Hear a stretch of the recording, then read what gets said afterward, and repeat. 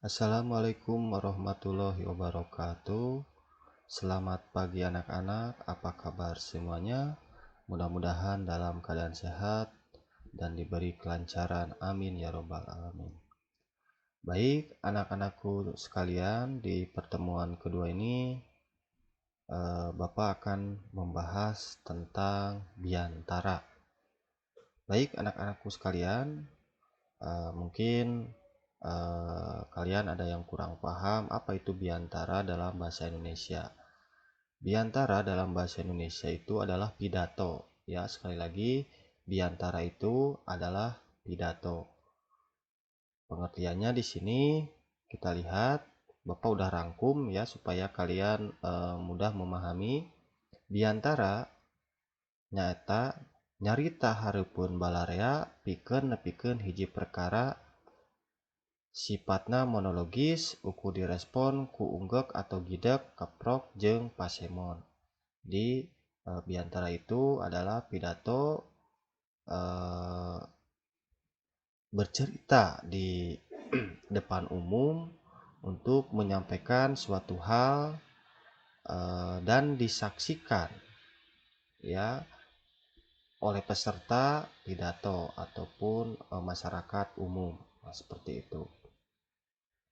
Adapun sifat dan tujuan biantara yaitu yang pertama informatif ya, yang sifatnya informasi ya gitu kan, persuasif jeung instruktif atau meyakinkan dan menghimbau. Ada juga yang sifatnya edukatif ataupun entertain ya, tergantung dari penyampaiannya ya, ini masuknya kemana ya. Contoh misalkan dalam pidato ataupun biantara memperingati HUT RI biasanya pada tanggal 17 Agustus tuh, itu masuknya ke apa, ke edukatif ya ataupun apa. Nah, jadi itu ya.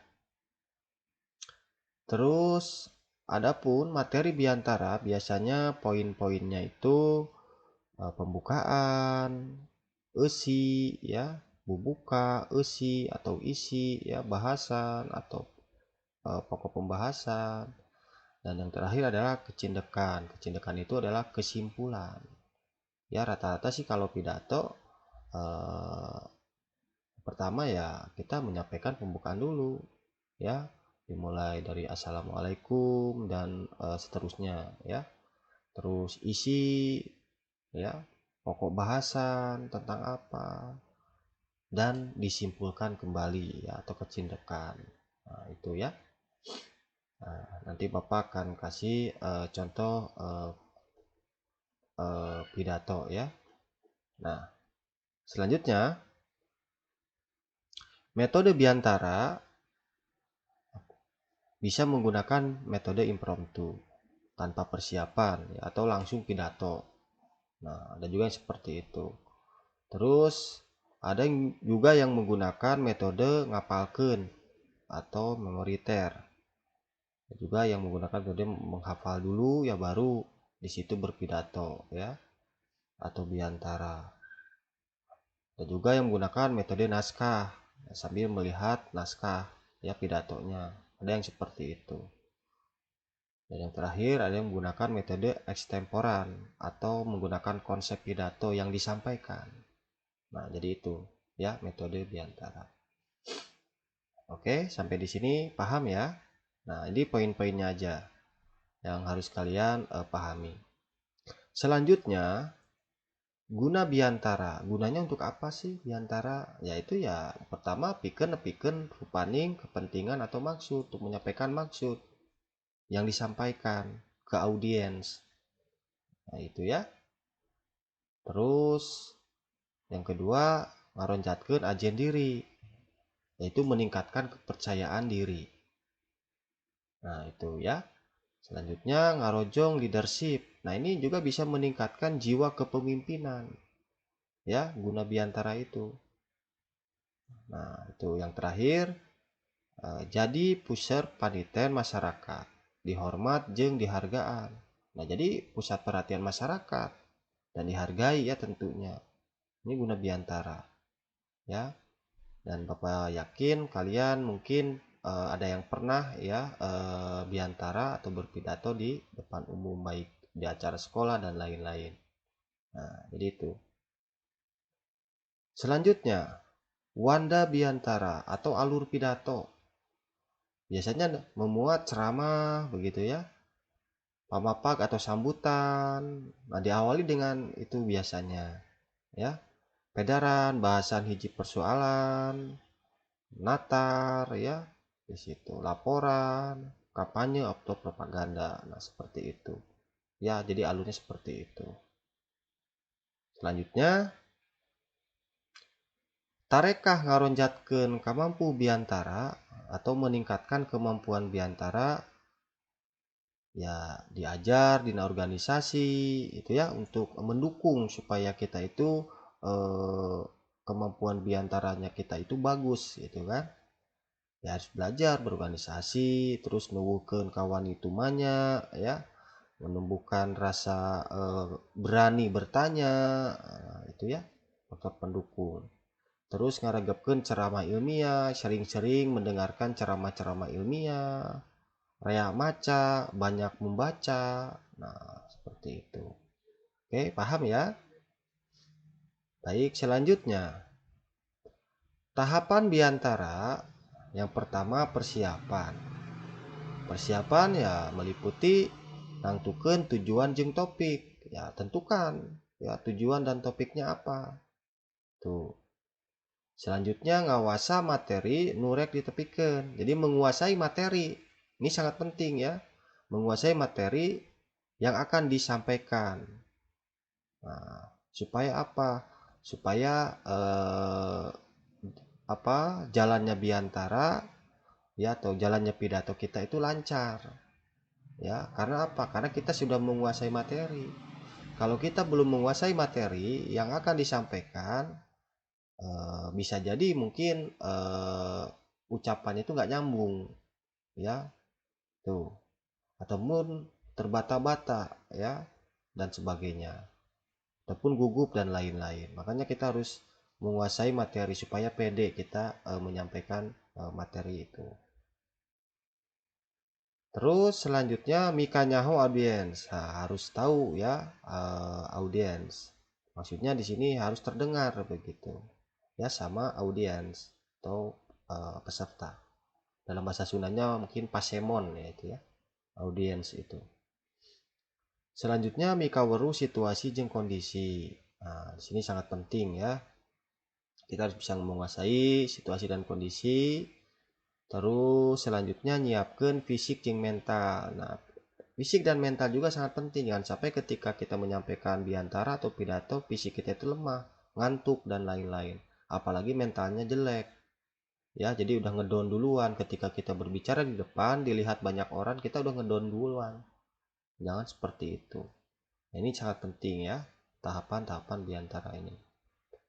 Bapak rasa hampir sama ya dengan bahasa Indonesia, ya cuman ini versinya bahasa Sunda begitu. Ya, tata caranya tidak jauh beda. Selanjutnya tahap midang.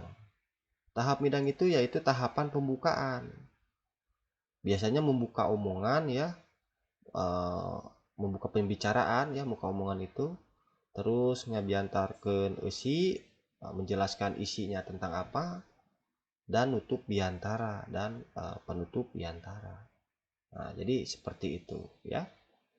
Adapun di sini Bapak kasih contoh biantara atau pidato nih, contoh biantara atau pidato singkat dalam bahasa Sunda. Nah, kita lihat.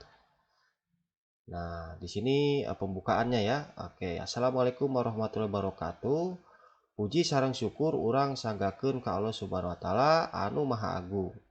Dina dinten ieu teh urang sadaya tiasa ngariung sasarengan dina acara ieu. Nah, ini termasuk ke dalam pembukaan. Ya. Tuh. Jadi kalau di bahasa Indonesia kan puji dan syukur ya atas kehadirat Allah Subhanahu wa taala. Nah, dan seterusnya. Nah, seperti itu pembukaan. Ya, mungkin kalian seringlah mendengar pidato-pidato di sekolah ya, pada upacara hari Senin ya, atau memperingati 17 Agustus dan lain-lain. Nah, jadi tidak jauh beda ya. Mungkin bedanya di bahasa saja begitu, di bahasa Sundakan saja gitu. Tapi kalau kalian melihat naskah teks seperti ini ya, contoh pidato ini, kalian pasti tahu mana yang pembukaan, mana isi dan mana penutup. Bapak yakin karena apa? Biasanya dalam teks itu sudah di paragraf-paragraf ya. Jadi kita mudah untuk menemukan mana yang termasuk pembukaan, isi dan penutup. Baik, selanjutnya di sini hadirin yang dipikah hormat. Nah, di sini ya, hadirin yang terhormat kalau dalam bahasa Indonesianya Bapak bacakan dulu ya. Di sini misalkan beri mana karena kodok jeung kodar seueur manfaatna di antarana tiasa nguatkeun keimanan sareng katakwaan ka Allah Subhanahu wa taala. Selain teh eta bisa oge nyadarkeun urang yen sagala perkara atau kejadian nu aya di bumi ieu teh tos diatur ku Allah Subhanahu wa taala. Matak ayeuna qada jeung qadar ieu teh bisa numbuhkeun kateguhan hate sareng kasabaran urang salila urang hirup di dunia. Nah, ini termasuk apa? Ini mulai isi ya. Tuh. Nah, ini misalkan menjelaskan tentang kode dan kodar. Nah, seperti itu. Walaupun kalian tidak mengerti artinya, kalian sudah bisa menyimpulkan, oh ini isi. Nah, gitu kan. Biasanya setelah pembukaan begitu. Nah, setelah ini. Nah, itu. Selanjutnya di sini ya, Bapak bacakan dulu. Masalah atau rintangan non wae anu aya di hirup urang teh ngarupakeun katepatan ti Allah Subhanahu wa taala. Jadi urang teh kudu tawakal. Da sagala rupina ge tos aya izin ti Allah Subhanahu wa taala. Urang sadaya ya, urang sadaya itu kita semua ya, moal tiasa ngahindar ti katetapan Allah Subhanahu wa taala. Deuk nu hade deuk nu goreng sadayana tos diatur ku Maha Kawasa. Iman kana qada jeung qadar ieu ge bisa numbuhkeun kanikmatan ti Allah Subhanahu wa taala sareng ngadorong urang bersyukur ka Allah Subhanahu wa taala salawasna. Nah, sampai di sini itu sudah termasuk ke dalam isi dari pidato tersebut. Dan yang terakhir pasti itu penutup ya.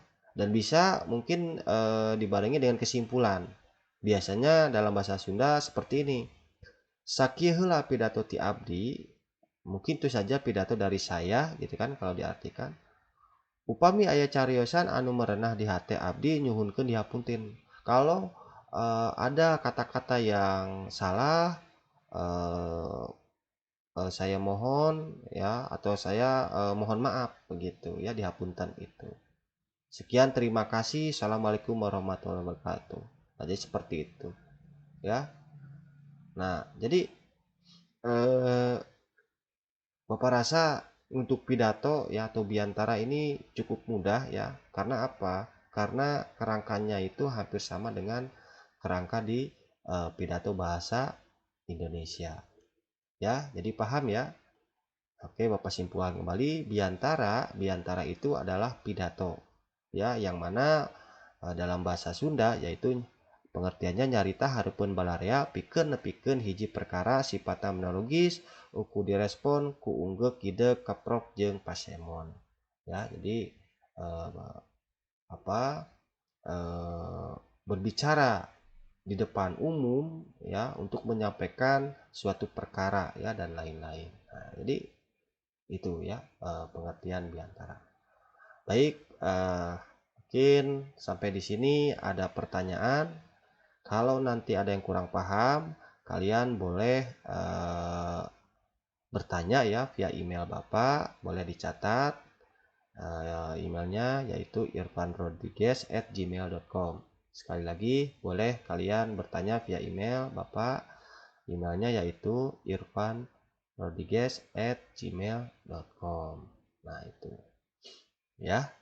Baik, mungkin sampai di sini ya penjelasan tentang biantara di pertemuan kedua ini.